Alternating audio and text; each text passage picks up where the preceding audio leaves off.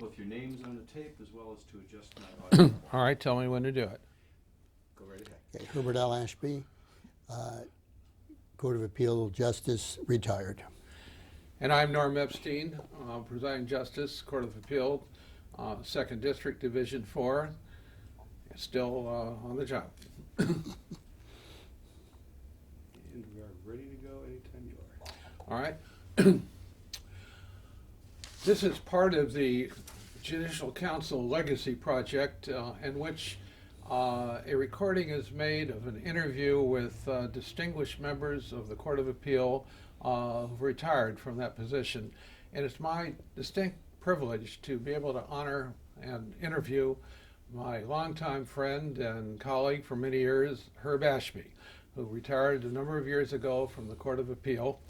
And he is here with us this afternoon. We're going to talk about his life, going through a lot of it, geographically, chronologically, from just about the beginning to where he is now. And Herb is also going to talk a little broadly about some other things that he's observed with respect to the practice and the judiciary over these years. So, glad to know that. We'll start at the beginning, a very good place to start. And you were born in New Jersey. Jersey City, New Jersey. And that was when? August 13, 1929. And that 1929. So just on the eve of the Great Depression. Yes. Your parents did what? What was their work? Well, my father had a lot of different jobs. I don't know what he was doing right then. My mother was a housewife. Mm-hmm. And if you recall, or if you heard, did the Depression particularly affect them? Well, it affected them like everyone else. I mean, they were a young married couple. My father was looking for work most of the time, but he was working most of the time too. Well, that was a differentiation from many. And I recall reading somewhere that your mother, among other things that she did, was handy with the needle, and it helped with your clothes. Well, my mother actually could do anything. She was a great cook. She was good at everything. She was especially good at sewing. So later, when my brother and I went to school, she did make our clothes. And your father taught you, besides guiding you, he and your mother in school, taught you a couple of things that somebody of your age, a very young boy, ordinarily wouldn't know about, like chess. I learned how to play chess when I was about 5 years old, and he taught me how to box. How to box. Right. Was that of any value when you were a youngster? It was of a lot of value, actually more than chess. I went to many elementary schools, and I don't think the average is even 3/4 of the school year. And we'd be in another school. And you're starting all over. And there's always somebody who doesn't like your clothes or the fact that you read a book. How about your first name? That cause any problem at the time? Considering the fact that we had a depression and the president's name was Herbert, that was not a good name. So boxing helped out. It helped out a lot. And I gather it entered your life again a few years later. Where'd you go to high school? I went to Rollway High School in New Jersey. And were you involved in athletics there? Yes, I wrestled, I ran track, and I also played football in the city league and played baseball during the summer in the summer league. So you boxed, you were in track, and and you played football. So And I pretty wrestled. well all-around athlete. Tell me about football.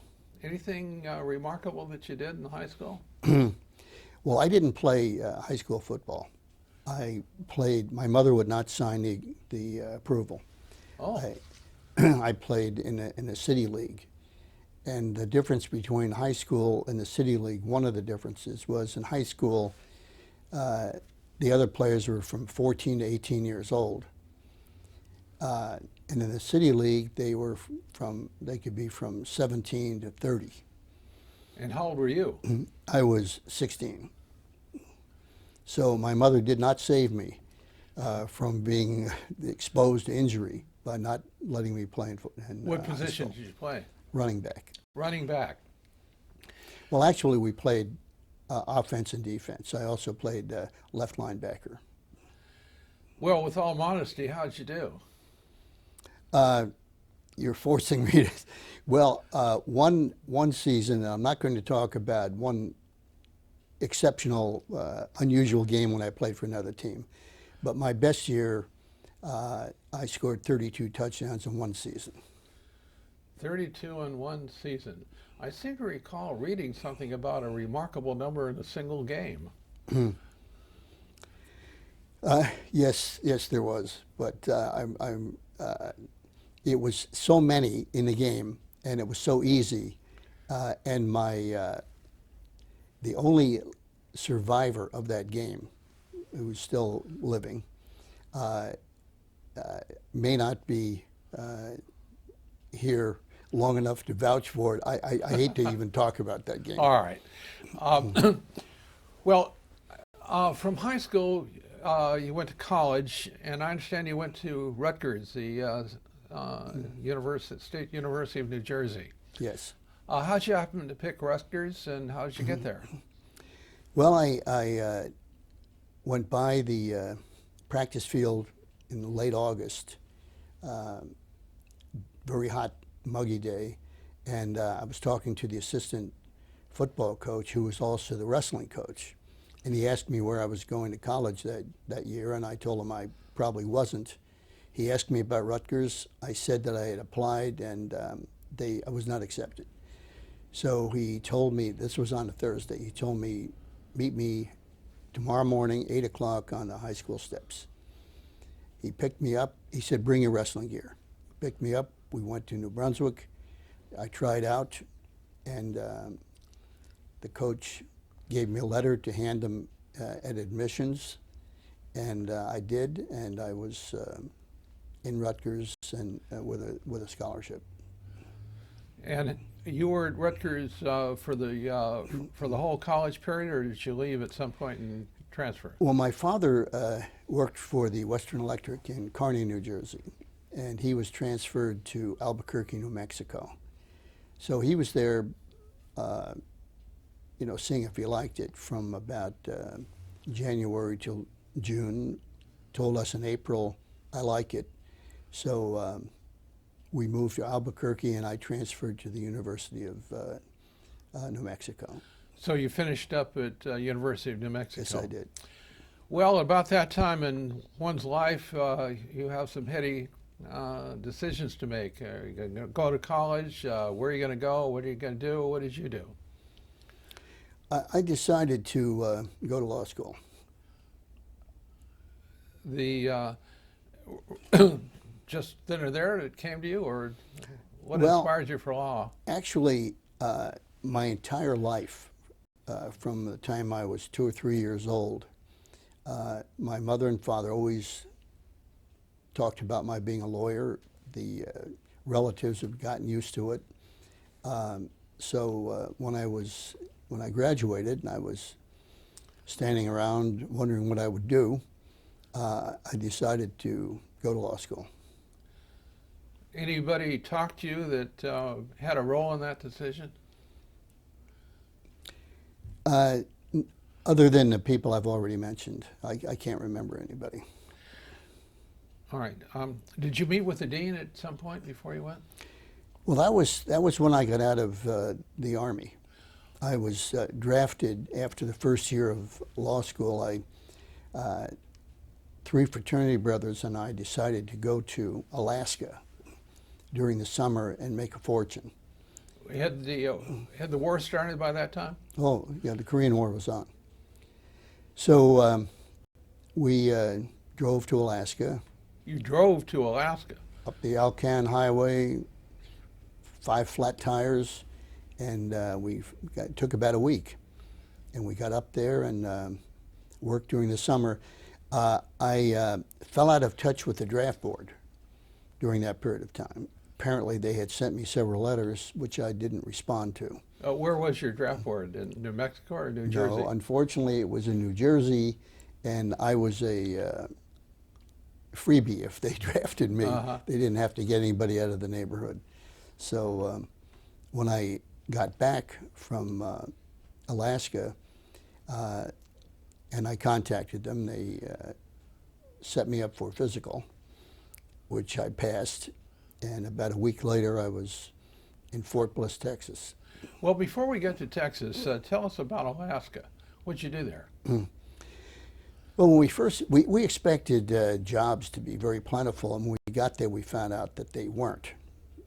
And we went to the local newspaper. I thought it'd be a good idea for some reason, it wasn't, to maybe have a little article in the paper saying, for college kids from New Mexico here, give them a job. And when we talked to the editor, whose name was Jessam, it was Jessam's Weekly, he felt sorry for us and told us that there were 200 stories like that already. But he let us put our tent in his backyard, which was adjacent to the printing plant. And he said we could use the facilities in the printing plant. Well, you got into firefighting at some point. Yeah, I was working two other jobs, one from 8 to 5 and the other from 6 to 2. And I'd met several other people there. My fraternity brothers were somewhere else. They got different jobs.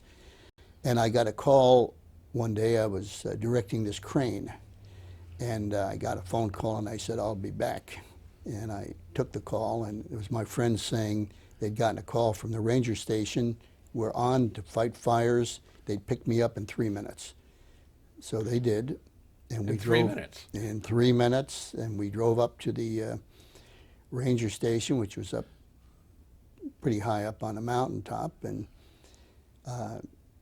next thing I know, we were in a pickup truck heading for a little airport. And had you had any training at all on fighting fires? you know, we hadn't had, but I'm not too sure. It's been a long time. We might have led them to believe that we had some experience, but none of us did.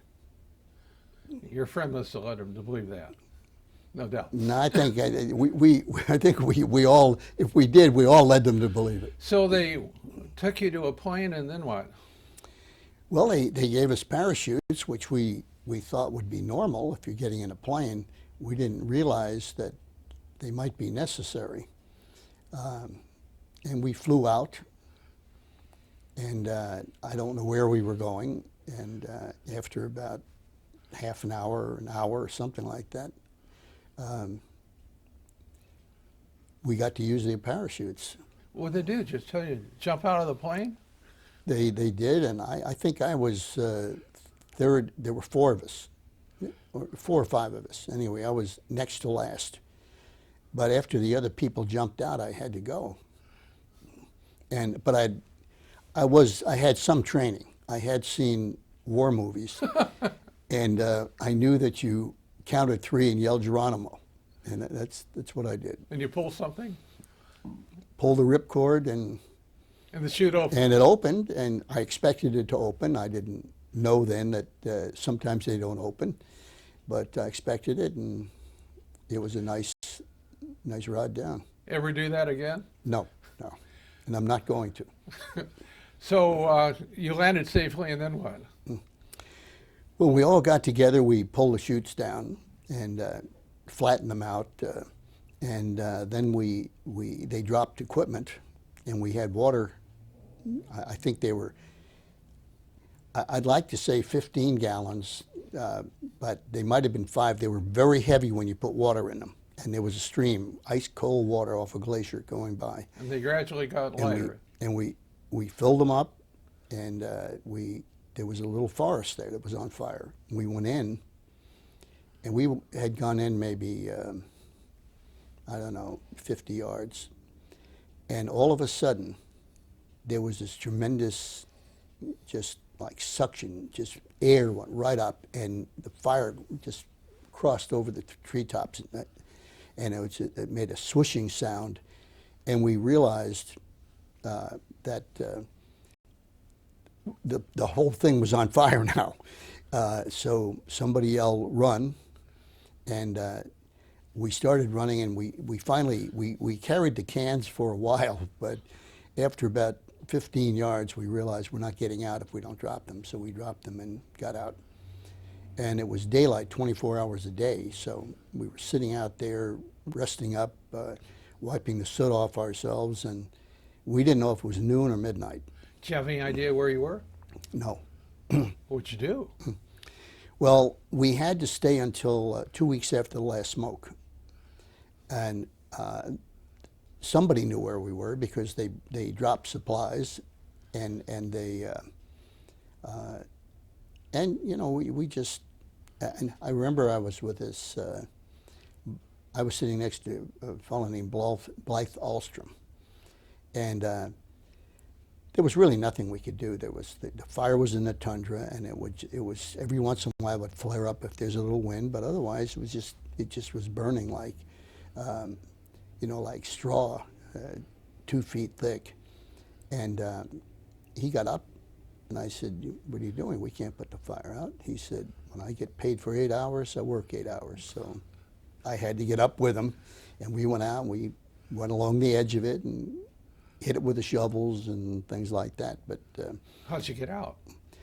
well, we had to wait. We were there, you know, a couple of months. They were maybe. You were on the ground there for a Yes, couple months yeah, after it jumping was- out of the plane. Right. It was just like, could have been 6 or 7 weeks. I really don't remember now. And anyway, we hiked out to a place where they could land a plane. And they landed a plane, flew us to another place where we got in a pickup truck, and they took us back to Anchorage. Did you have any means of communication during all that time? No. A radio? Nothing. Nothing. No. So you just walked yourself out of the forest and found a flat place, and they found you. Right. And the Blythe Alstrom and Ross Allen, who were with me, they were Eagle Scouts. So they were able to, they're from Utah. They really knew how to build things. So they built us a pretty nice place to live during the time we were there. So we weren't just living in tents the whole time. Was that the end of your firefighting career? Yes, it was. What'd you do next? Well, we had to go in and get our checks from the jobs that we'd been on. We had worked at Eielson. We were working at Eielson Air Force Base, so we had to survive a hostile personnel lady who told us that they would never hire anybody who was from college again because we had left and just abandoned the jobs like that. She also didn't want to give us our checks, and I'm not even sure we even came back for them. I mean, we took quite a tongue lashing, which and it was hard to dispute what she was saying. Well, after that, somehow you found yourself in the Army. Tell us about that. Well, when I got back, as I said, I had these letters, and I contacted the draft board, and they were waiting for me. So they set me up for a physical, and I took it and passed it, and they drafted me and sent me to Fort Bliss. And after Fort Bliss, where'd you go? Well, after Fort Bliss, I went to Fort Leonard Wood in Missouri. Is that a specialized school? The school that I was going to was specialized. They have all different specialties, but I was apparently, because of my test scores, was sent to tractor scraper training school, so I could be a heavy equipment operator. And how long did that last?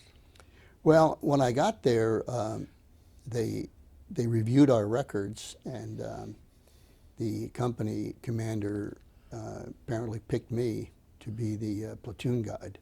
So I was told to report to the orderly room. I did. They gave me a armband with sergeant stripes on it and put me in charge of the platoon. So you had stripes. How long had you been in the Army when this happened? I'd been 2 months at Fort Bliss, but this was acting. These are not stripes that really mean much. I mean, a PFC outranked me. But you know, we were working from, you know, you get up at 6 in the morning and you go to the mess hall. You're in formation. You're out in the field. You're driving heavy equipment or learning how to drive it. Then you're maintaining it. You come back. Everyone falls out. You go down to the barracks. You wash your hands. You go to the mess hall. You come back. You might write a letter. You're so tired that basically there isn't much else to do. Well, now that you've learned your craft as a tractor operator, where they sent you next? Well, then they thought that they probably could use me in Korea. So I was sent to Fort Lewis, Washington, and within a week to 10 days, we were on a ship heading for, I think it was Incheon. Uh-huh. And how long were you in Korea? 16 months. And 16 months.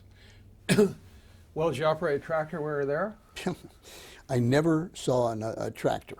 Never any saw another place. tractor? Never saw it. What did you do?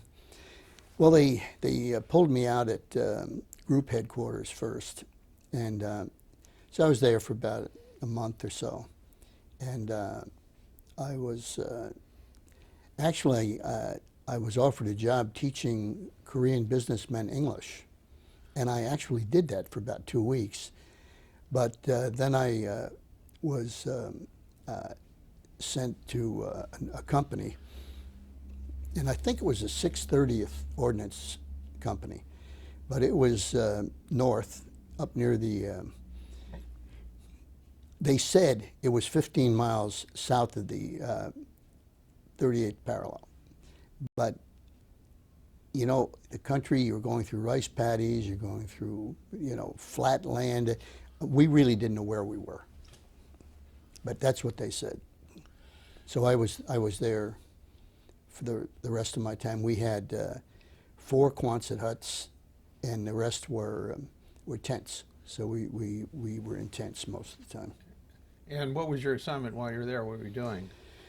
Well, I started out, I was Troop Information and Education, NCO, and then training, and then I was put in charge of, somebody rotated and they put me in charge of the Korean laborers. So we had a laboring force of 450. You're in charge of 450 people. Korean laborers. And gradually, what happens when you're, you know, anybody who's been in the Army, if you have some education and you can write well and things like that, you end up getting all kinds of other assignments. You know, they just give you projects. So I had a lot of projects. Well, I gather that the conditions there, particularly the weather, were kind of harsh. Is there anything that you took out of that that helped guide you later on? Well, I think the main thing I got was an appreciation of freedom. The appreciation that you could get up and go out, get in your car and drive someplace. That you could eat what you wanted. You could, and the other thing I think was having a shower and all of the things that when you're in the States you don't think about. And personally, I liked my tour in Korea. I mean, we had a lot of good guys in my company. It was a good experience. It was the first real job I'd ever had. And I was in charge of of enough people where I really had to think about it and know what I was doing. I did find out, though, when we were transferred we took over another company.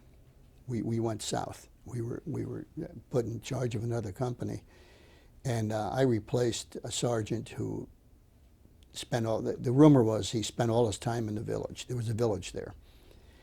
And in going That sounds through like a euphemism, the village. well, no, I mean, it was really, that's what they said, it was a village. Okay. But anyway, I went through the records and I could see that there were disparities. And I realized that out of the over 400 that we were supposed to have, we had about less than 300 people. And the money was going somewhere. And it became apparent to me that there was a problem because there was a person who's supposed to be the head of the Korean group, and he was a college professor, and I hadn't even met him yet.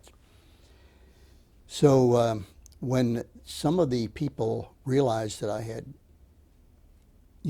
quickly noticed this, I think they decided to put some pressure on me because at that time, if there was an ammunition car on the tracks, there was a demurrage charge, and I don't remember what it was, but I think it was something like $5,000 a day. It was a large number, and this was 4 or 5 cars, and you had to get them off fast, or you would have to start paying this money.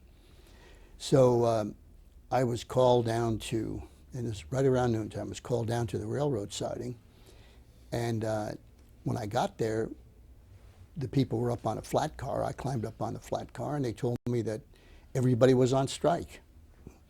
And I looked over, and I saw all of these workers, and they were all crouched, squatting. And I realized that this was a pressure move to put me in a position where I would have to go along with them. So I told them to tell them they were all fired. And they announced it, and it was just pandemonium. And I told them also to tell them that I'd be rehiring, that I was going to start hiring again at 1 o'clock. It was about 11:45. We had brought about 50, or we didn't bring them, but they came, 50 workers from the other company, including the head worker, a fellow named Lee. And when we, after lunch, I went back to the office, and first thing I did was put Lee and his 50 people on the payroll, and then we had the other people, and we hired them and sent them out to their assignments, and the other people who had been taking the money left. And you never knew where anybody went; they just disappeared. So I was able to then, with the money, since we now had the money, change a few things. And what I did is I set up a training period for Saturdays, and we trained them in English and our propaganda, the TI&E stuff, and also the professor who really didn't know anything about running anything. I changed his position and had him translate the Picatinny Arsenal Manual, which is about a foot thick, and it's all about ammunition. And he translated it, and he gave courses on Saturday, and got armbands for the people in charge of the various little jobs that we had there, and we had a very nice operation. I gather about that time your tour of duty came to an end. Yes. And you're back in the States. Had you finished college at that point? Yes. Undergraduate? But there's something interesting happened on the ship. When I got on the ship, I was a PFC. We didn't get, the rank would start up at group, and it would come through, and by the time it got to some of the companies, especially if you had a new company commander and we had 3 of them, you didn't get a lot. So I was a PFC, and when I got on the ship, we had, they took 11 of us and put us on what they call ration breakdown, where you go down to the hold and you pick up the rations and you bring them up to the mess hall. And everybody else was a sergeant except one other soldier. He was a corporal who had been busted from sergeant. And in the beginning, you know, I realized these guys aren't doing anything. You know, I was picking up the boxes and they were just waiting around. And so finally I just I took it all. So I was doing about 75% of the work. And I wanted to, because I wanted to get back in condition. I thought the exercise and the lifting would be good. And I guess must have been about 5 days later, one of them, we were on a break, and one of the other soldiers, sergeant, pulled out a chessboard. And he asked if anybody could play chess. And I said, I can play. And he said, anybody else? But he played me. And I had no problem with him in the chess. So finally he said, you know, you're a lot different from what I thought. And I asked why. He said, because, and he didn't want to say because you're stupid, you were doing all the work. But he fumbled around on it. And I said, well, I said, when I do something, I like to be the best at it. And I know they all realized they were looking down on me, but I was really looking down on them. Uh-huh. So later in the day, more of them pitched in, and within 2 days, everybody but the corporal was working, and we were, everything got a lot easier. We formed a line, we passed things down the line, and we became very close friends. And when we got to Seattle, we exchanged phone numbers and address, well, not phone numbers, but addresses, and promised to write and to, but you know, only a couple of them did. Now, at this point, you're back in the States, and you had finished your undergraduate or not yet? No, I'd finished. Okay. Well, tell me about law school then. Well, I was considering going to law school. I'd also applied to UCLA. I thought I might study philosophy, and my mother was very upset with that. She was telling me you can't make a living, Right. All that. And so I got an acceptance from the law school, but I didn't get any reply from UCLA at all. Somebody suggested to me a couple of years ago that I did get a reply, and my mother intercepted it, which I think is probably exactly what happened. I should have at least gotten a rejection, but I didn't. And anyway, I went over to the law school, and I was standing around. Now, this is in Albuquerque? Yeah. And it was, you know, before school started, and I was looking at the bulletin board, and the secretary came out and asked me my name, and when I told her, she said, oh, the dean wants to talk to you, and she rushed me in to see the dean. And anyway, I talked to him, and he welcomed me, and I didn't want to tell him that I hadn't decided really to go yet. But I decided, and he never knew that, you know, I hadn't been committed right from the beginning.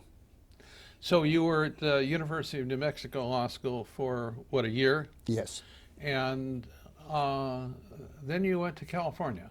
right. How did that happen?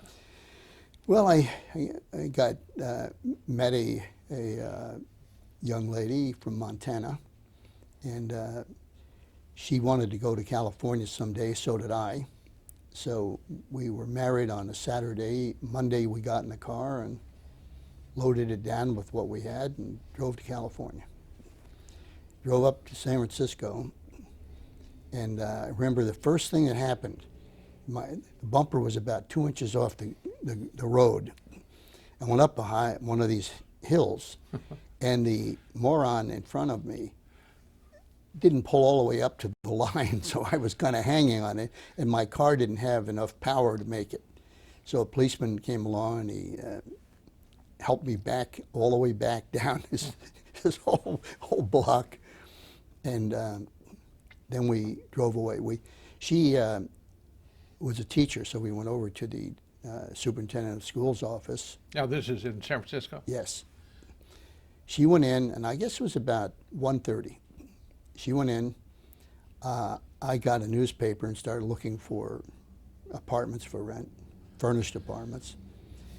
And about 45 minutes later, she came out. She looked dazed. She had gotten a job, and she was starting the next week at an elementary school on Harrison Street. And meanwhile, I had found a couple of apartments to look at, and it's not like that today. I mean, we didn't have any references. We didn't have first and last. We didn't have security deposit, and we rented an apartment overlooking Golden Gate Park. It was right across the street. Well, in the meantime, you had to finish law school. So what'd you do? Well, it started about, I think, in maybe 10 days. So I went up there, and it was interesting because we went to Now this is USF. USF. We went to the mixer the night before classes started, or the week. Maybe it was a Saturday. I don't know. I think it was during the week. But anyway, we went to it, and we sat around for maybe half an hour. We didn't know anybody, so we left and went to a movie, and came back, and then I started law school. And let's see. So you did your 2 years finishing law school at USF. Yes. Now you held a student body office. I read somewhere while you were there.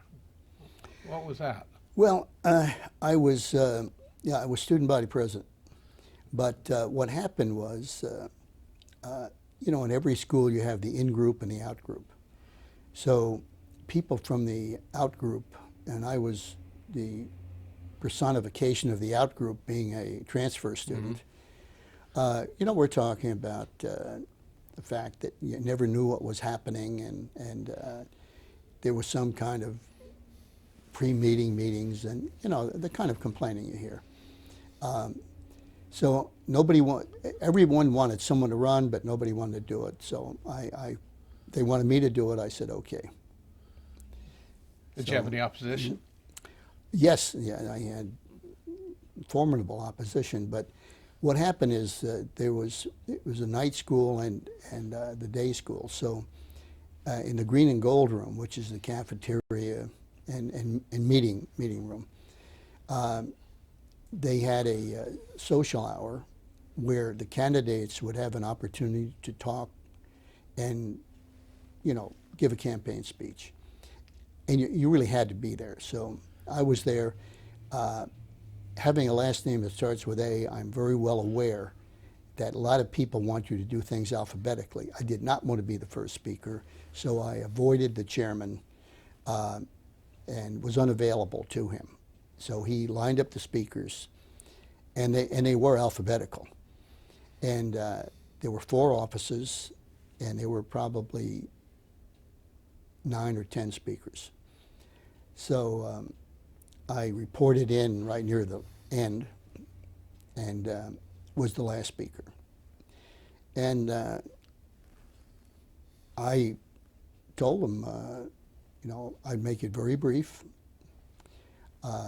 Somebody before me, I was very lucky because somebody in the middle there got up and said he was president of the 1st grade, he was president of the 2nd grade, he was also president of the 4th grade, and he went on and on. He was commissioner of this, and just very impressive background of leadership. And I told him that I wasn't president of the 1st grade, I wasn't president of the 2nd grade, I wasn't even commissioner. I'd held leadership positions, but I wasn't running so that I could stand up next year and say I was president of the student body.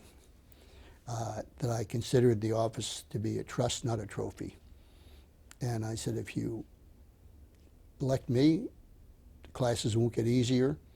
You're not guaranteed to pass the bar. You're not necessarily going to have a good career. I said, but what I can promise you is you'll have equal representation. You'll be as good as anybody else. And I hope you vote for me. And I won in a landslide. So after that, you sat for the California bar, Yes. and which you passed. You graduated, I know, with honors at the law school, and then you were back in Albuquerque. What happened then? Well, it was, I think it was the holidays. I think it was around Christmas time. We just gotten the bar results and drove back to visit my family in Albuquerque. And we decided to go up to Santa Fe. So my wife and my parents were going to go shopping, and I was going to go over to the Supreme Court and visit a friend of mine who had been in law school with me, you know, when I was in New Mexico. And I was going to meet them at the La Fonda Hotel. So I went in and I was talking to him, and he said, "I'm going to introduce you to the judge." It was Justice James B. McGee, who was the Chief Justice. You know, and I talked to him, and he asked me questions, and then I went out, and John, his fellow's name was John Isaacs. He talked to him some more, and finally, you know, after I visited there maybe 40 minutes, 45 minutes, John came out and said, "Okay, you got the job." So you were then a law clerk to the Chief Justice of New Mexico. Yes. Were you the only clerk, or did he have others? No, I was the only one. You were the only one. Right out of law school, the only clerk to the Chief Justice of the state. And I think you told me that was an annual position. Yes, it was. So you did that for a year. Any particular recollection you have from your experiences clerking for the Chief Justice? I think the main thing that impressed me is I really didn't know where I wanted to go as a lawyer. I wasn't really sure I even was going to practice law. But after I read a few transcripts and I read the briefs, I started looking at it differently, because I could see that these were real live problems that people had. And looking at the way the trials went, I thought I could do better than that. So I decided that I was going to go into a law firm. Now, Justice McGee was from Roswell, and Roswell is a big oil and gas center. And somebody he knew, maybe from his former firm, I don't know, came in and interviewed me at the court and offered me a job at the end of the year, and with the promise that in 2 years I could be a partner. And it was one of the bigger firms, but that doesn't make it a giant firm, you know, in Los Angeles standards. But I thought about it, and you'd be reading abstracts, property abstracts, and you'd be reading hanging around oil fields, and I just felt that to really be a lawyer, you had to be on trial. So I turned it down. I'll get to that a little later. I turned it down, and we headed back for California. So you and your wife got back in the old Ford with the bad bumper and drove back to California. That's right. And I know you were in Salinas in private practice at that point. You know, it was interesting in Salinas because there was an attorney, he was also the city attorney, who needed somebody to work with him on a case. So a friend of mine from USF Law School mentioned that to me. So I went in and talked to this fellow, and he was very anxious to hire me to work on this case. And it was, I don't remember the name of it, but it involved lettuce mosaic. Seed company had sold seeds, and the crop was covered with lettuce mosaic. And it was, the case had come from a Los Angeles law firm. So anyway, I worked on it, wrote up the briefs and everything, and they went down to LA. Years later, when I was at the Court of Appeal, I met John Cole. You remember him? Oh, yes. And it turned out that John Cole worked for Loeb and Loeb. Yes. And he was on the other end of the case. he was working on it he had that case from their point of view, and he had no idea who worked on it, up in Salinas, but that was my case. And we won the case, and then I decided that there wasn't enough work with him, and I took an adjoining office. I had the same secretary. Well, at some point you decided you were interested in working for a public agency, particularly a prosecutorial office, and you found Ventura. How did you do that? Well, the reason I wanted to leave there, I'll mention this, is there was I had a case involving a church, and the parishioners came to me and they said that the minister was stealing money, and they wanted me to go over there and do something. Being new, not realizing what it was involved, I went over there, found myself standing at the pulpit with hundreds of people in this church with nothing to say except, why am I here? And but the minister wanted to talk to me. I talked to him, and I'd like to take credit and say that I talked him into repenting, but I think repenting was something that came to him himself, and he repented. And everybody was happy, and they were all cheering and yelling. And about 3 months later, he came to me, and someone had turned him into the IRS, apparently, before the reconciliation. And he was almost 50 years old. He had never filed an income tax return in his life. They don't like and that. And he had a small box with just a handful of records. I didn't want to take the case because I thought he was dishonest. But I didn't want to tell him that, so I told him that my fee would be $5,000 up front, which was, considering the fact that that's about what I made the entire year, was a gigantic fee. What year was this? This was 1960.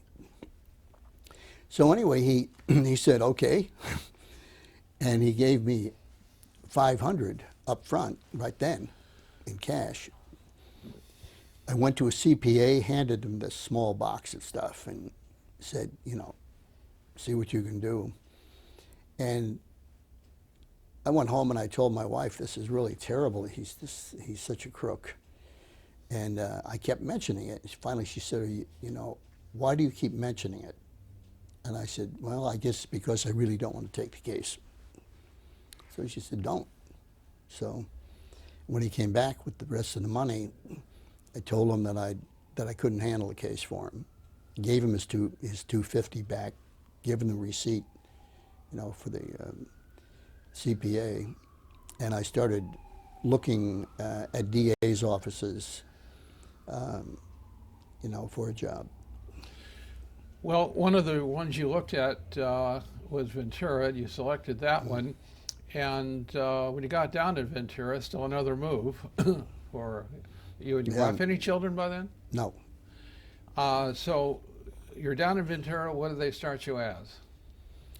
Well, they started me as a deputy one, and at $525 a month. You remember the number? Yeah, I remember the number. I thought it was big money. Mm-hmm. And what was your assignment? Well, I was a prosecutor, so I had a lot of misdemeanor cases, and I had civil assignments because that was one of the few offices where they had civil and criminal.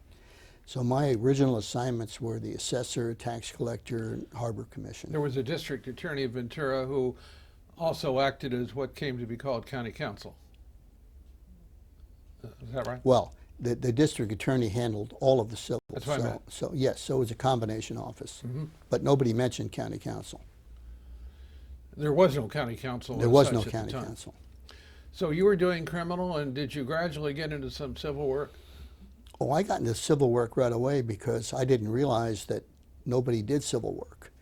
I didn't realize that two stacks of 4 feet of files was because nobody ever serviced the client. So I mistakenly called them and introduced myself and started doing civil work. What what agencies did you represent? What parts of the government? Well, that in the first ones were the assessor and the tax collector and the Harbor Commission. But my second day there, arrived on a Monday.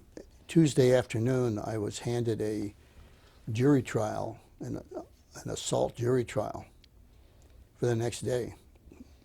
And I guess I must have gotten pale because the chief criminal deputy who handed it to me asked me if there was a problem. I didn't want to tell him I've never had a trial before. So I said, yes, I don't know where Santa Paula is. And That's where it's being tried? that's where it's being tried. So he told me. And how did it go? It went well. I tried the case against a pro per. Unfortunately, he had more experience than I did, but it didn't help him that much. I still got a conviction. So as time went on, you worked up through the ranks, Deputy 1, 2, 3. I think you were made 4, and you were doing more and more civil work, I gather. Yes. The eventually. Well, I kept my clients. I mean, in other words, when they did a rotation, when we got a new attorney and somebody left, they would take the cases or the departments, and they would just redistribute them. And but I kept my clients. My clients didn't want to have another attorney. I didn't want to give them up, so I just built up more and more of the civil clients. And I probably over time, more and more people in the government who respected the work you were doing, which is why they wanted you. Well, I had a case. I'd been there, I think, 4.5 months, and I had an equalization case that was sensational because the former DA, the one who had actually been there, he was still a DA when I was hired, but he was not there. He was starting his private practice. Came in, and it was against the county, and I was handed the case with zero information, and I handled it and won the case, and almost got the assessment increased, doubled, and in fact it would be quadrupled. And there was, big article in the newspaper and all that, and one of the board members and the taxpayers representative caught me before I left and asked me what my name was because I'd never been in the board before. Nobody knew who I was. And then the following year when they were going to get a new advisor, when their advisor was leaving, several names were mentioned, and one of them said, what was the name of that guy? And that's how I was picked. Starts with an A. Started with an A. Now, at some point during your work in Ventura, the district attorney decided it was time to spin off the county council function, the civil function, and that you should be the county council. How did that come about? Well, I was the attorney for the grand juries too, and I think it was the 63 and 64 and 65 grand juries. About 3 grand juries, representatives came in to see me. There was a municipal court judgeship which was being established in Camarillo, and the grand jury members came in and said that if I would put my name in, they would back me. So I put my name in. And but I didn't get the appointment. But during the month or so that it was going on, I was thinking beyond the job I was on, and I started thinking, maybe it's time. And I was getting offers to go into private practice, so I decided to go into private practice. I naturally, DA and I were very close, and I confided in him and told him. And anyway, he went and talked to the board and told them he thought they could probably keep me if they would divide the office.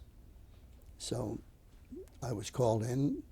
They offered me the position to create it for me, and if I would stay. Now, at that point, you had been in the office for how many years? 4 or 5? At that time, let's see, I started January of 1961. In October of '62, I was assistant DA in charge of the office, and this must have been like May of '66.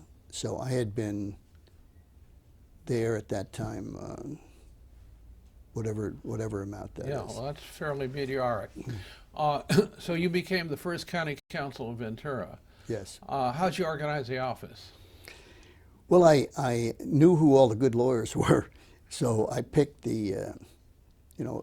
almost everybody volunteered to go. And I picked what I consider to be the top lawyers at the DA's office. And you had the opportunity to organize the office from scratch as you would like it to be. Yeah, so we started, I was in my same office for about 9 months. So we were mixed in just like it had always been. And but they were preparing a office space for us. We were on the 5th floor, and they were preparing office space for us on the 2nd floor. And so we did move, and we went down there, and it was at that time there was no carpeting and no drapes for any county office, and I wanted carpeting and drapes because my feeling was we are up against good law firms. They have these things, and I don't want somebody from O'Melveny and Myers to come in and sit there with a linoleum on the floor and a light green metal wall. And that's what I told the board. And the grand jury got behind me on it, and so we got it. How did you organize the office? What did you do that was different from what had been done in government that you'd seen? Well, people underestimate how important the secretaries are. I remember I was surprised when I got to the DA's office that there was a secretary who did all the bond elections. And I was supposed to be, one of my first assignments when I was hired was to ultimately become the school attorney. Well, I didn't know anything about the bond issue, and so I thought that the school attorney who'd been in it for 25 years would know, but he didn't know either. So I realized that we've got a secretary who, if anything happens to her, we can't have bond elections. So I started trying to train our secretaries to do a lot more than things that the attorneys were doing that were more ministerial. You didn't need a law degree, you just needed to be smart enough. And so I had secretaries who could do most of the work on, as I said, the school bonds, on elections, on probate, on collections, on anything to do with other pleadings and contracts. And then I had backups. I wanted to have somebody who could replace that person if they were out or something happened. And I waited about 10 months, and then I went to personnel, and I also changed the score for applying for a job in our office. It was 70, passing was 70. On our test, it was 80. So if someone didn't score an 80, they were not on our employment list. And I got our secretaries reclassified. So they were, the term paralegal was not in use. I never heard that term before. So I called them civil secretaries. And it was important because we had a public defender then, and we had the DA's office, and they couldn't be civil secretaries, so it was a title that we wouldn't have to argue over. So you had a classification that was independent from the. Yeah, and we had a 12.5% salary increase. Now we're up to. I'm sorry, I'm going to interrupt you and change. Water. And we're ready to go anytime you are. All right, we're now up to about 1966, and a new governor named Reagan had swept in office, and you were shortly swept into Sacramento. Where'd you go? How did it happen? Well, as assistant district attorney, I used to go to, with the district attorney, to the DA county council meetings. They used to meet together. And so, for, 4 or 5 years, I had done that. And then in 66, I became county council. So I wasn't, when we went to the meetings, I would go to the county council part, but I still had enough interest in the criminal side that if I didn't have to be in one, I would be in the other. And anyway, we had some kind of discussion involving district attorneys, and I got up and spoke my piece, which was,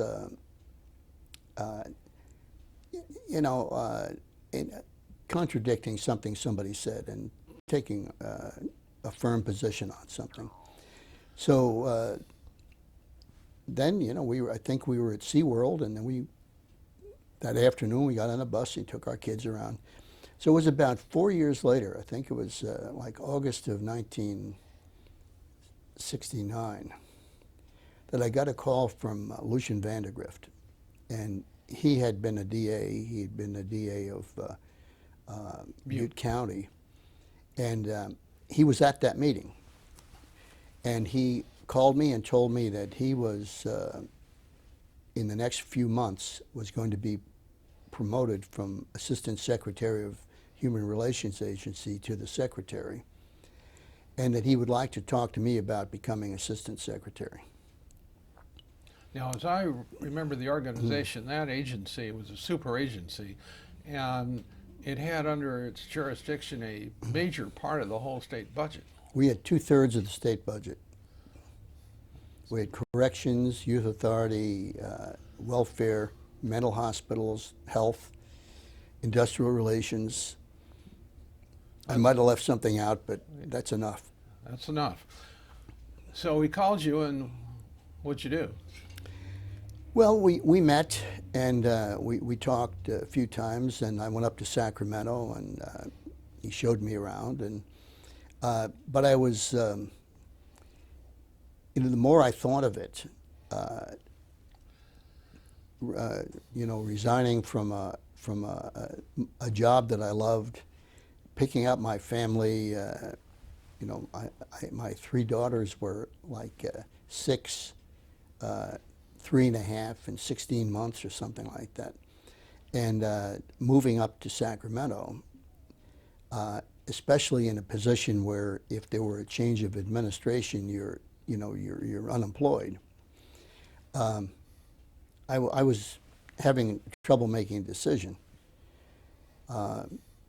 but I called Lucian it was a Saturday morning, and I called him and told him I decided that I couldn't leave Ventura.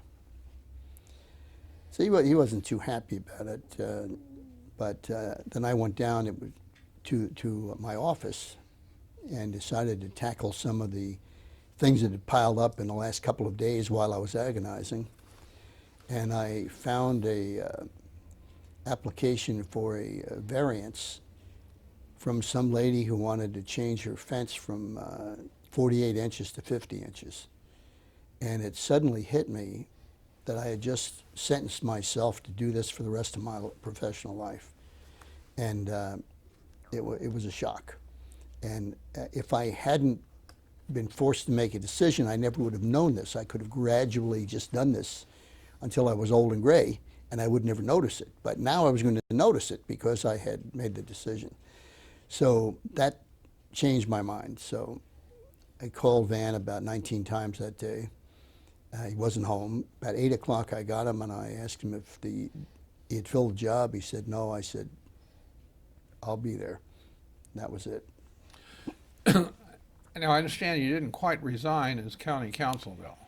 Well, I went in to resign, and I told the county executive that I was going to resign and I was taking this job in Sacramento. There was a year left in the governor's term. So he met with the board, and then they called me in, and they told me that they would rather give me a 1-year leave of absence. And when it was pointed out by the county executive that I had 6 months left of my term, they reappointed me for another term. That is extraordinary. And so you moved to Sacramento, and what are the highlights that you may recall about your work as assistant secretary? Well, I think the thing that I was surprised at how big the operation was. I was stunned by the budget, but I had a big advantage over a lot of people because I was really a working attorney, right on where the rubber meets the road in Ventura. Was the attorney for every department, and this was even before I was county council. I mean, I had personally handled almost every department, and as county council, I handled every department. So I was familiar with with everything up there, and the county's a microcosm of the state in that regard. So I found every problem was easy. When it came up, I knew exactly what it was, and we had an extremely good staff. Hand-picked people out of, on temporary duty out of the departments. And it was, it just seemed like it was very easy to go in there and get things done and get things moving. Well, there came a time when Vandergrift was about to leave. He's going to become a Superior Court judge in Butte County, and one would think you'd be the logical person to succeed. You had been working there as the number 2 person in the whole agency. How is it that you didn't? Well, I had always planned to go back to Ventura, and so I had about 2 months left in my leave, and I wasn't interested in. I'd already done the whole job. I mean, I attended the cabinet meetings. I handled many things, just as though I had been the secretary. So it wasn't in a new adventure or something like that for me. And although I enjoyed it, I had on my mind going back to Ventura. So I went over and told them at the governor's office that I had a nomination for them for head of human relations, and they laughed because they thought I was going to say me, and I named somebody else, and he was also a secretary of a different agency, smaller one. So after that, they accepted the recommendation, and he did get that appointment. But after that, Evel Younger, who had just been elected Attorney General, I guess called over there and said, "Do you know anybody? I'm looking for somebody to head up the criminal division." And I guess he talked to 4 or 5 people, and every one of them mentioned me. So he decided to call me. And that position was Chief Assistant Attorney General for the criminal division. I was in the Attorney General's office for a time myself, and that is a very high position, one of the top 2 or 3 in the whole office. And so you were offered and accepted that position in the AG's office. Yes. And it was interesting because, when you walk in new, Mm-hmm. and you walk into a building you've never been in before, and you're dealing with all strangers, yet you are in charge. You know, it's kind of a interesting situation. So, you know, and I always got to work at 6 o'clock in the morning. So I was there when they got there. And, you know, it was a matter of meeting. I wanted to meet everybody, talk to them, and find out, you know, evaluate our personnel, see what our problems were, and I did that. Well, in virtually every position you had held up to this one, other than fighting fires, you had, to a greater or lesser degree, reorganized things, make things work where they had not before, and now you're in something larger than most of these and entirely new to you. What did you do there as chief assistant criminal? Well, one of the things that I think is important in any organization is I think you have to have communication, and you have to be able to get information to the troops quickly, find out things quickly. It was very cumbersome there. You didn't know who was in charge of anything, and so what I decided to do was to take the people who had been in charge, who really were, people were still doing their own work. In other words, they were promoted, but they weren't really supervising anything. They were not leading anybody. They just got more pay, and they were in their office working. And I moved them out of a command position, out of supervisory positions. I decided to divide each office into teams of 4 with one first among equals. And I had met everybody. I tailored it to the personalities. And by doing that, when you have people who are working as a team, they're a little more competitive, and production went up tremendously. Morale went up tremendously. But one of the things that helped production was, over at the agency, I'd been using a Norelco dictation machine. It was a handheld machine. And I called and got the representative from Norelco to come in, and I told him I wanted them to demonstrate this equipment to our people, so that they'd be able to use them. Because you know how it is, Norm, when you're when you're researching, you read a case and you close the book, you push it away, and then 2 hours later, you realize that case is a case you really need. Now you're trying to find it again. Well, it's easy to do that sometimes if you will take and write down the citations as you go along. But a lot of times you don't do that. You're in a hurry, you just close the book. So I thought it would be much easier using a dictation machine to just dictate it as you're going along, like an autopsy, and then it would help you. You'd be able to find things. You'd have much better notes, and it would improve your production. So knowing about budgets, I called our administration in the middle of June, and I found out how much money they had. And they had enough money for me to buy a Norelco dictation machine for everybody in the criminal law division. So I bought 3 extras, and we got them, and we also had little microphones so you could whisper, and I had them set up a training program. Did you find a morale problem in the criminal division in terms of a structural problem, in terms of the career path?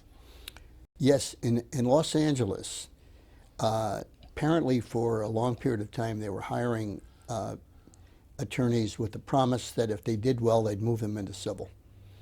So most of the people in the criminal law division down there weren't that interested in being in the criminal law division. It was a place to be from.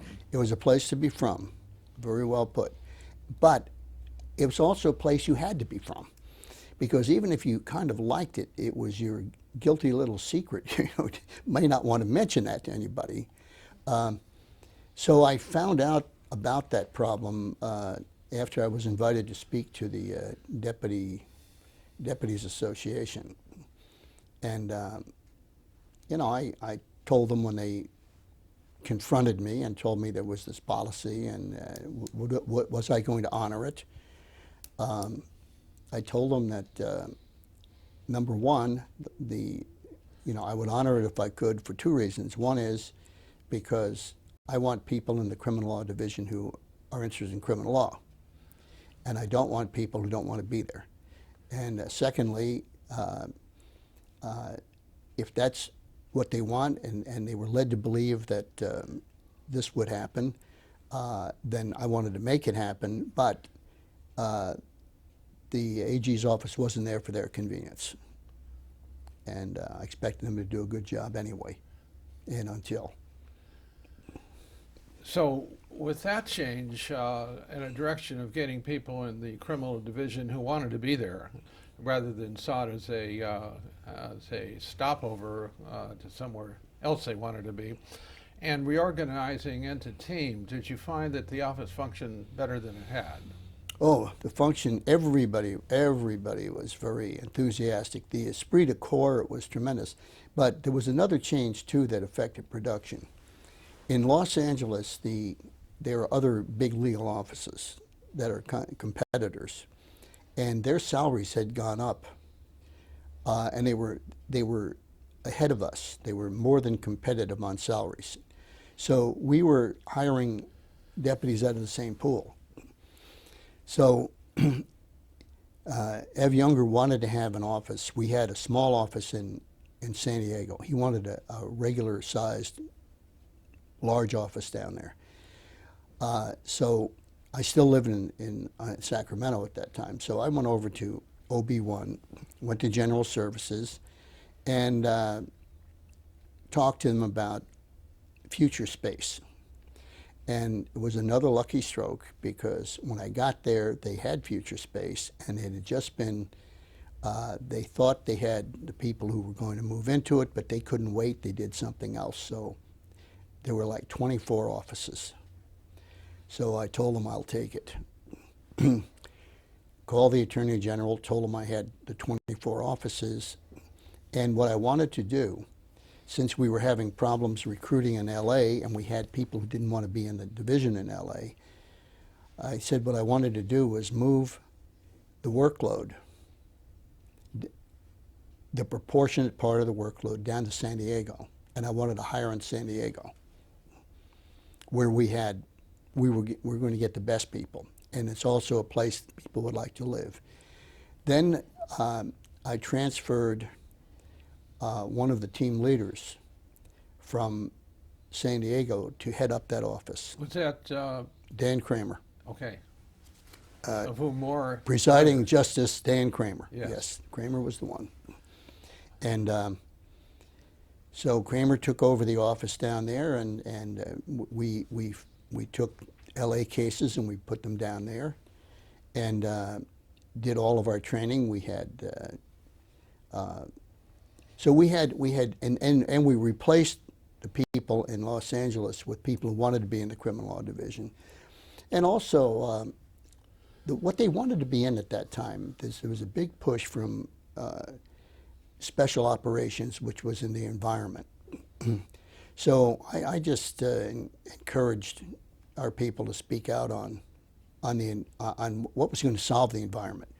Was it going to be lawyers, or was it going to be scientists? Or was it going to be politicians?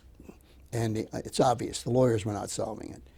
So we had a lot more, we made it respectable to be in the criminal law division. And of course, you have to do something else.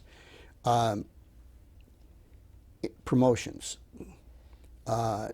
We got the majority of the promotions in the criminal law division. I think, and the first go-around was in Sacramento. There were 12 promotions. We got 10 of them. So it didn't take long before people started thinking, wait a minute, my future may not be there. And I made an agreement with the other two chief assistants to split the higher promotions by percentages of attorneys. And so I had the majority of the promotions. That would have to help morale. Well, after a not terribly long period of time as chief deputy, something happened in your career that is not quite unique, but it's highly unusual, and that's your appointment to the court. You had a direct appointment to the Court of Appeal. That's what's so unusual. It's not unknown, but it's certainly not common. How did it come about, as far as you know? Well, the first I heard of it was Ev Younger burst into my office and shut the door. And he said, "Where can we talk alone?" And I said, "We're the only ones here." And he said that he had gotten a call from the governor's office, and they were considering me for an appointment to the Court of Appeal to replace Justice Bill Reppy from Ventura County. And I told him I wasn't sure I was ready to leave the office. There were a lot of things to be done. And Ev showed, you know, the sterling character that he had. He was really wonderful man, and he would have been a great governor too. But in any event, he said, you know, "Don't worry about me." He said, "I could be killed in a plane crash tomorrow." He said, "If you want to be a judge, this is the time to consider it." And I think that was a Tuesday, and I thought about it for a couple of days, and then Thursday I told him, "Yeah, I'll do it." So from your point of view, this kind of fell out of the sky. I never applied for it, never asked for it. I was in fact supporting somebody else. As I understand this, it was understood that this particular position that had been occupied by Justice Reppy would go to somebody from one of the three northern counties, Ventura, Santa Barbara, San Luis Obispo, rather than a Los Angeles person. So you were still regarded as being from Ventura. Yes. But your competition was from Ventura, one of the other counties. Well, I think there were other people who had their names in for that. I don't know that it was strictly a Ventura. I don't think they had Ventura seats at that time. I think they could have put. But wasn't one of the three northern counties was supposed to get it? Not necessarily. I don't think there was any rule. Because I know Dax Hansen had his name in at that time, and so did Charlie Loring, and so did John Cole, because they all told me after I knew them for a while that they had been in competition for that same opening. But the leading contender was Judge Westwick from Santa Barbara. The rumor was that he was going to get it.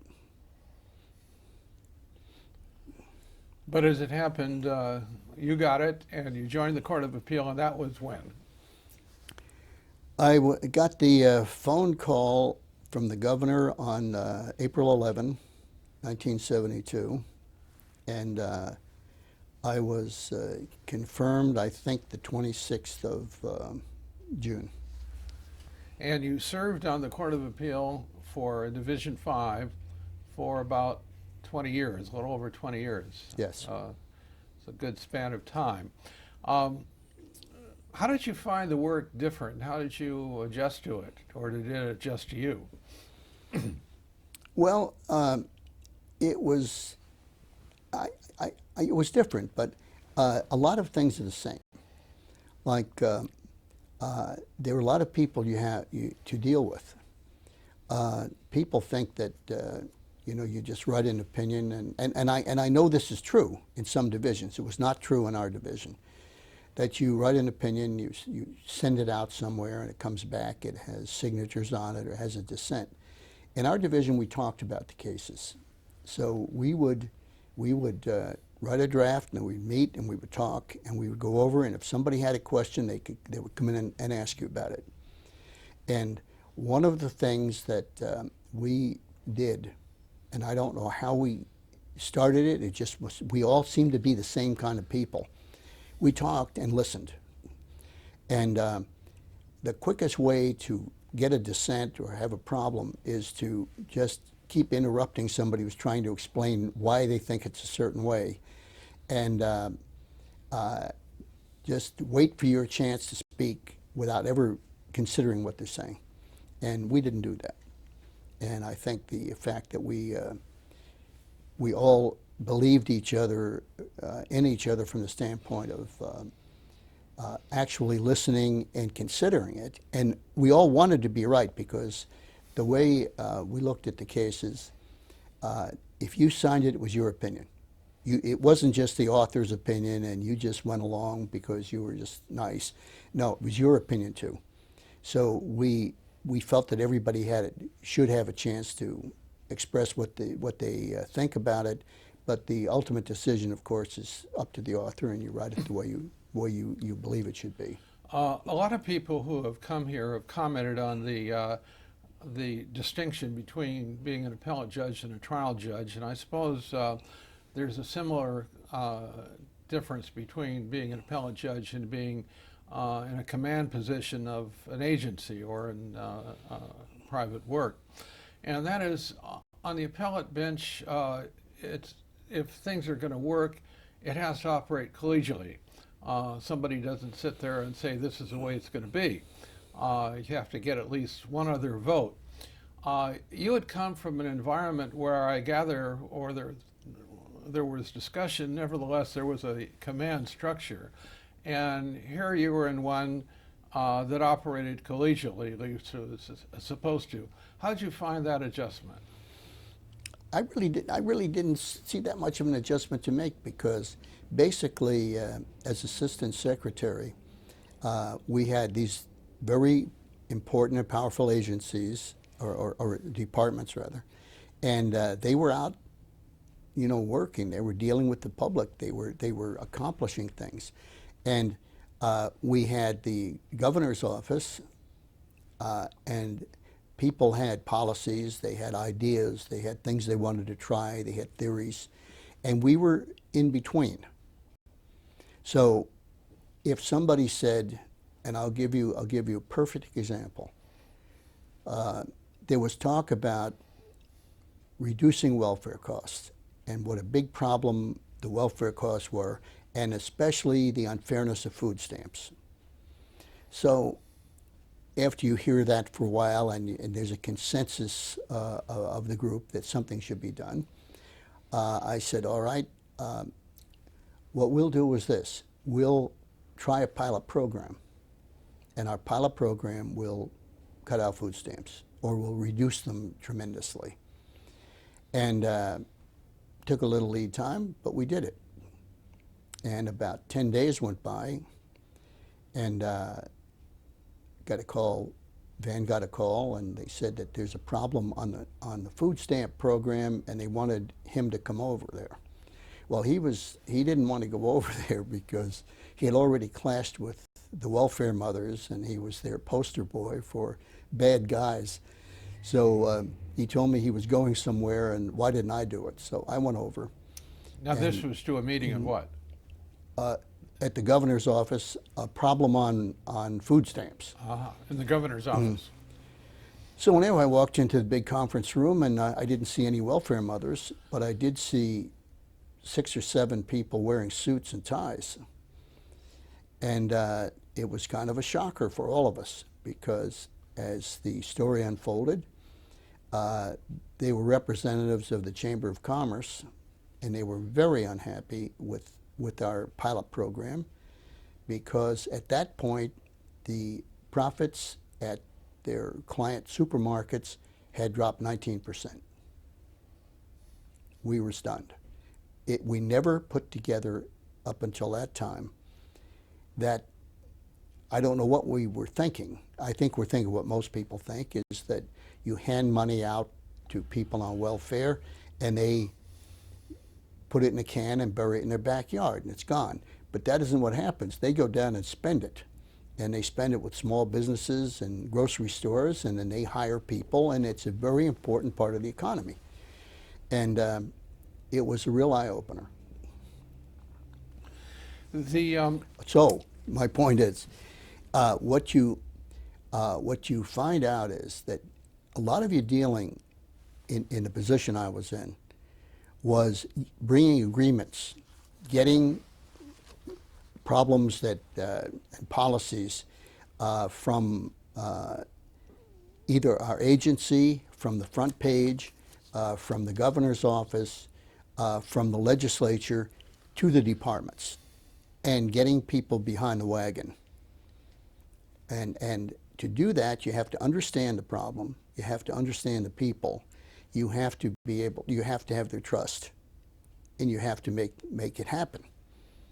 So to me, there wasn't that big a difference in going to the Court of Appeal. And I see elements of that and so many of the other things that we were talking about this afternoon and other work that you've done.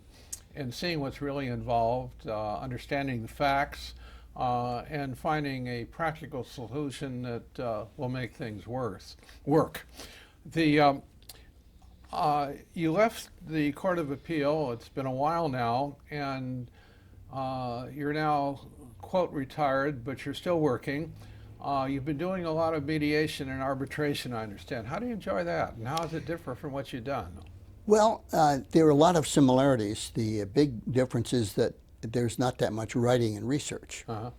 But from the standpoint of persuading people, talking to people, it's very similar.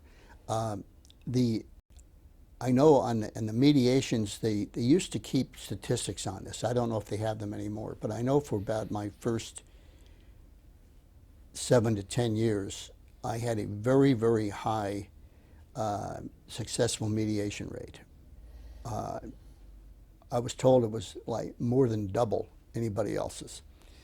And so somebody asked me why I thought that, why I had that, especially since I had not been a trial court judge.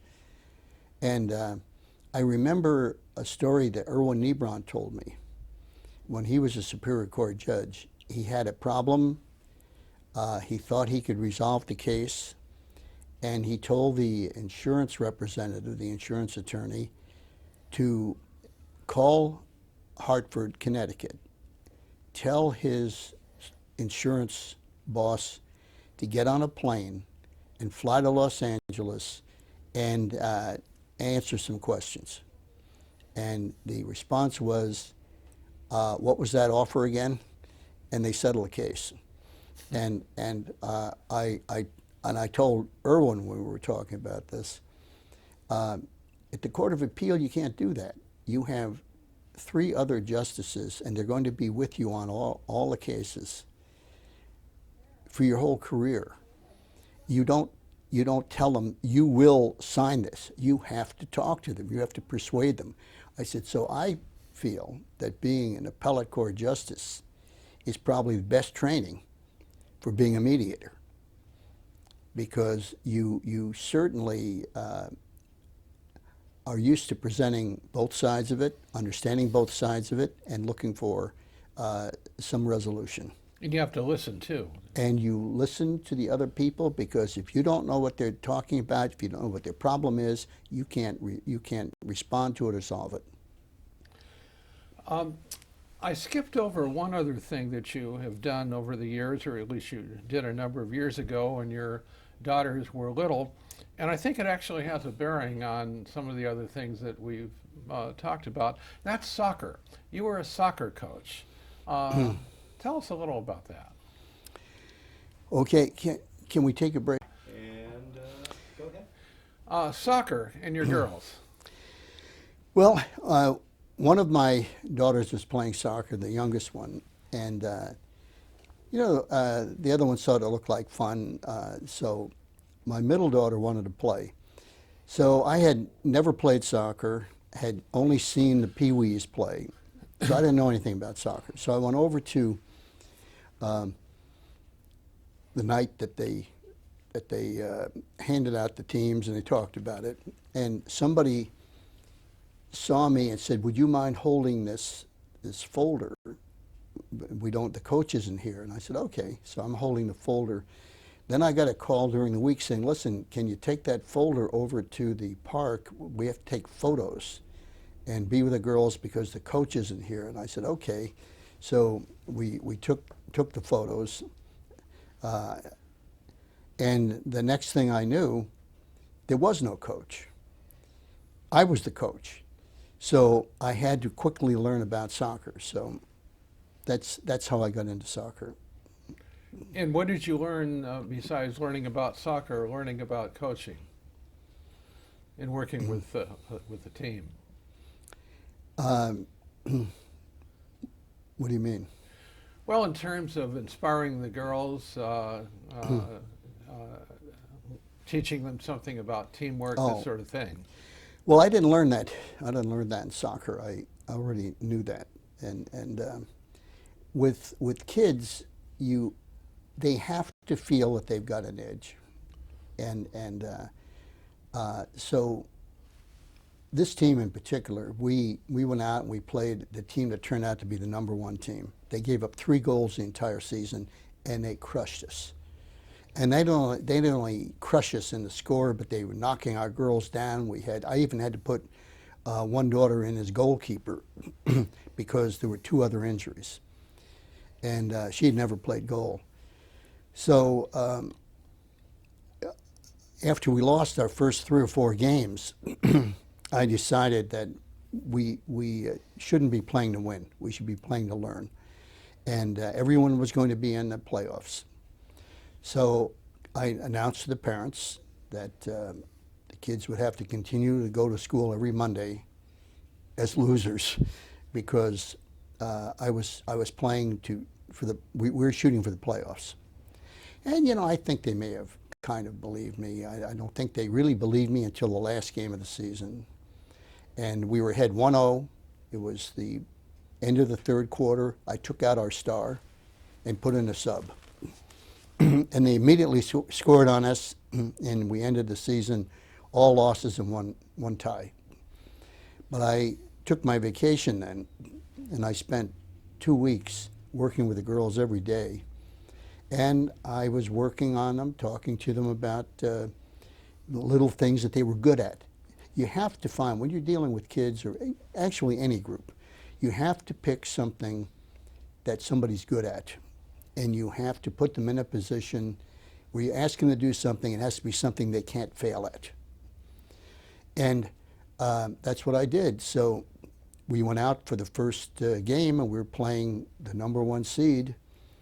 And I remember walking across the field. I was going to shake hands with the other coach.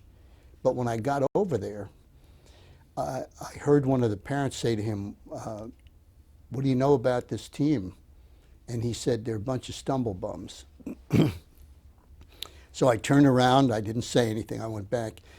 These were 13 and 14-year-old girls. I had 7 kids who had never played soccer before. So you have a built-in, losing system.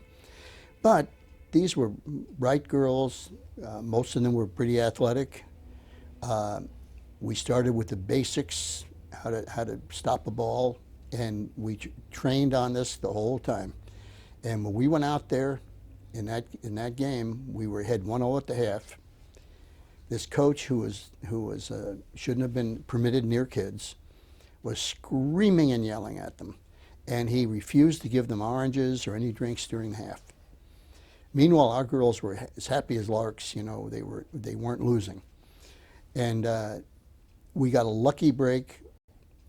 I keep saying lucky breaks because I really feel that there are a lot of lucky things that change results.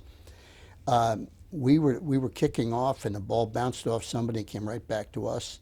We got a breakaway, and we scored. So suddenly it was 2-0. Now the parents got into it. So they were screaming and yelling at the kids. We should have won about 14-0. We had all those shots, but we didn't make them. But we did win 4-0. And the parents came up to me afterwards, and they were, needless to say, they were pleasantly surprised. People were confiding that they hadn't really believed me when I was telling them that we were training for the finals. And to make a great story short, I found out about other coaches and sportsmanship because as soon as the game was over and we won, I saw this group of about 5 coaches coming toward me, and I was thinking, damn it, I hope they don't drop me when they carry me around on their shoulders. And they weren't thinking about that. They came up and they said, okay, tell your team to stay here. Somebody went to get the commissioner, and they said, is this the same team you had during the season?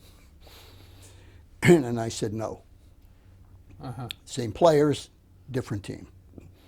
Well, they said, well, we'll see. So they had the commissioner come and he had to vouch for every player we had. And I was thinking, what a bunch of sweethearts these guys were. But that's the way it is, you know, in youth sports a lot of times. You'd think something like girls soccer, in that age bracket where you know that the girls mainly want to go on dates and not mess up their hair, that you wouldn't have coaches who are quite that rabid, but you didn't. So we beat all those teams the second time around. The last coach we beat, the last team, he was very gracious. Instead of congratulating us, he came out on the field after the game was over, and he said to me, "At least we don't have to play Oxnard." And that was a lot of Hispanic kids there, and they grew up on soccer. So we went to Oxnard, and we won a 1-0 game.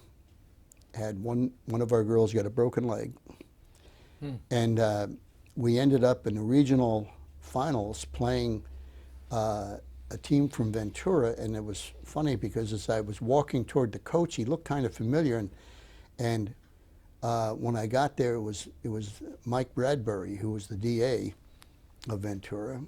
And anyway, my daughter committed a foul in the penalty box in the first 30 seconds, and they got a penalty kick, and we lost 1-0. But it was funny because when we were when we had to name the team, we had to name it after an animal. So I said, kidding around with the girls, and I said, well, I said we're going to be, I said you name half the team, and I'll name half the team. And they didn't know what I was talking about. I said, half the name. So I said, well, my name is Colts. And they still didn't know what I was talking about. I said, well, I was hoping you'd say dreaded. Well, then when we lost all our games, I was thinking to myself, I hope they forgot this because, because what we did name it is dreadful, dreadful Colts. But at the end of the season, I have a photograph standing there with the girls. We just won the championship, and one of them pulled. In fact, we had just beaten Oxnard that day. Little girl pulled on my sleeve. I leaned over to hear what she had to say. She said, I guess we're the dreaded Colts.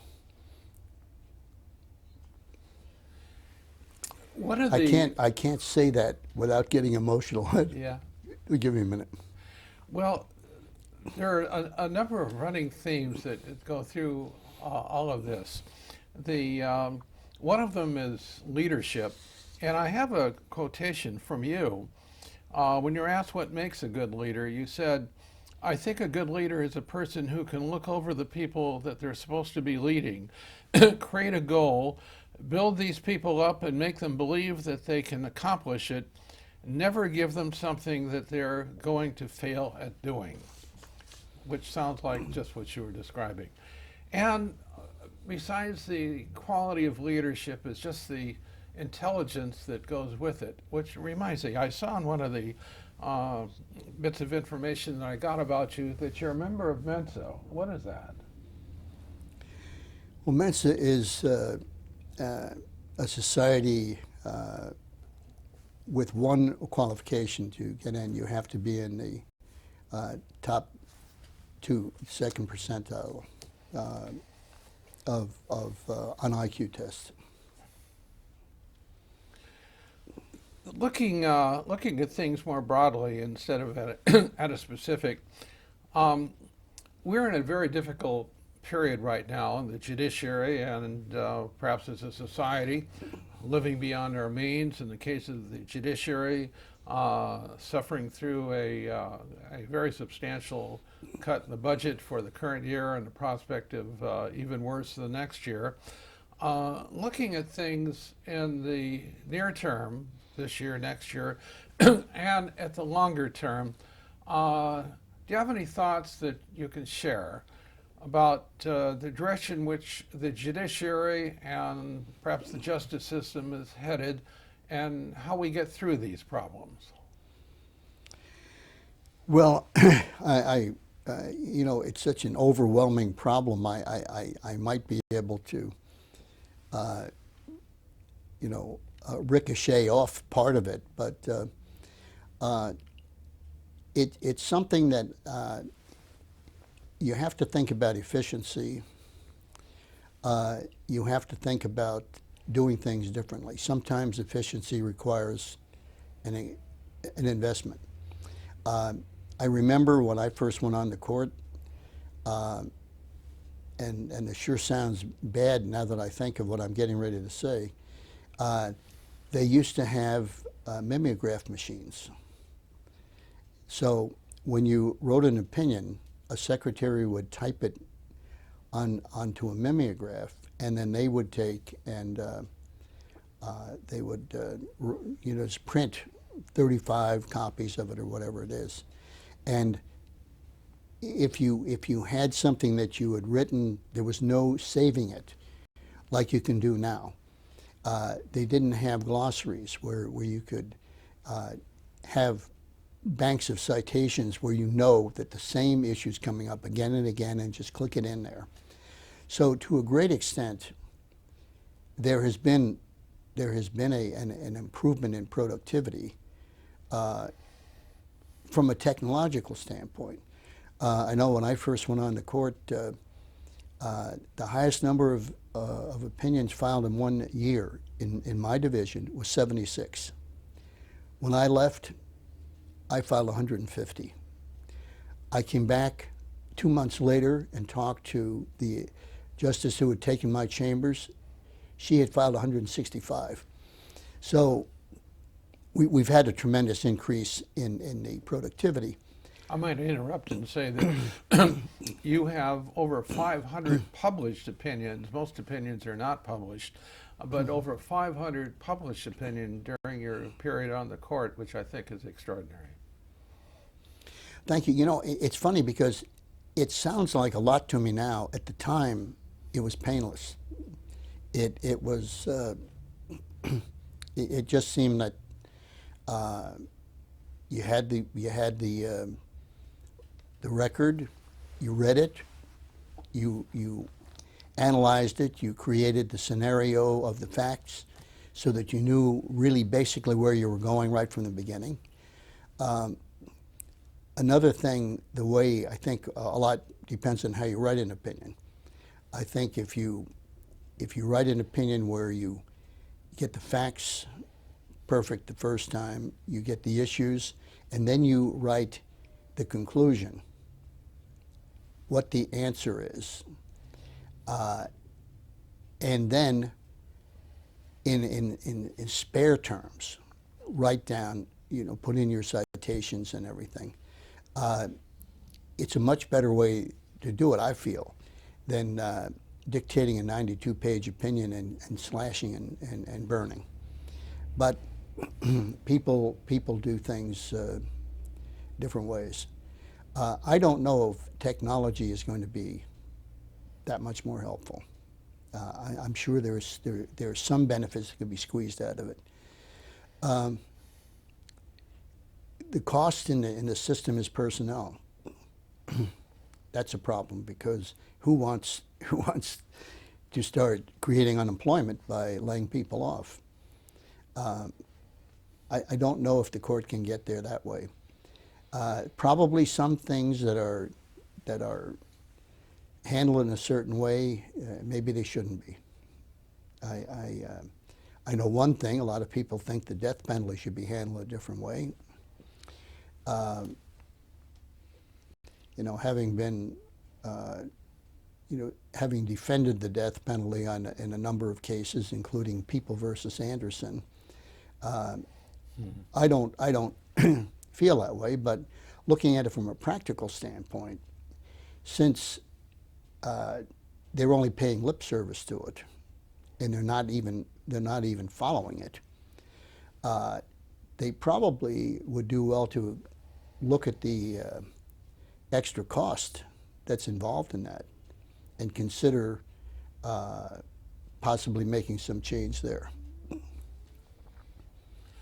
Overall, looking ahead in terms of the core functions of our justice system, are you optimistic, pessimistic, just unsure? How do you feel? Well, I'm optimistic because the justice system has been in operation a long time. It's an experiment to a great extent. You make a mistake, you find out what it is, you correct it. So the justice system should be becoming more streamlined and easier to